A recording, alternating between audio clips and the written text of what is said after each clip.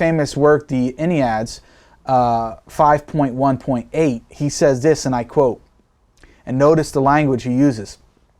And it is also because of this that we get Plato's threefold division. The things around the king, he says this, meaning the primary source, the primary things, second, around the secondary things, and third, around the tertiary things. And he says there is, quote, a father of the cause.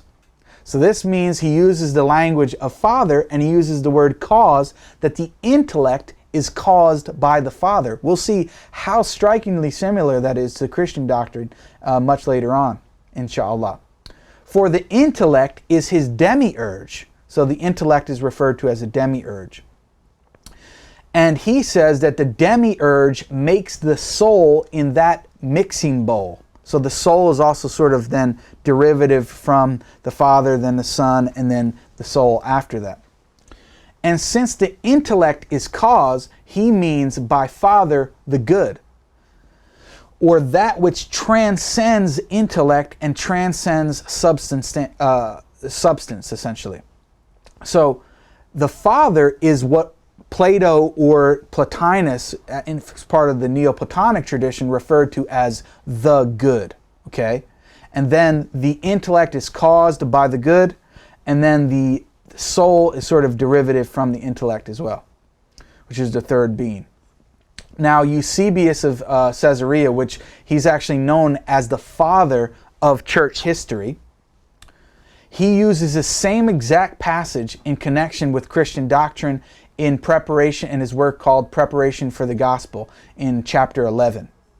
Now, another figure who you guys should be familiar with is St. Augustine. He was a 4th century church father, born in 354, died in 430. In his famous work, The Confessions, in chapter 7, he says, quote, "Therefore I read, not of course in these words, but with entire the same sense, and supported by numerous and varied reasons, quote, in the beginning was the Word, and the Word was with God, and the Word was God. He was in the beginning with God. All things were made by him, and without him nothing was made.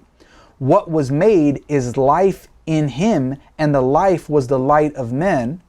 And the light shone in the darkness, and the darkness did not comprehend it." And that's referring actually to John chapter 1, verses 1 to 3. So we see this is a common feature, that the prologue of John, or the introduction to John's gospel, is constantly being quoted by the early church fathers, and then making comparison between that and the Neoplatonic triadic scheme.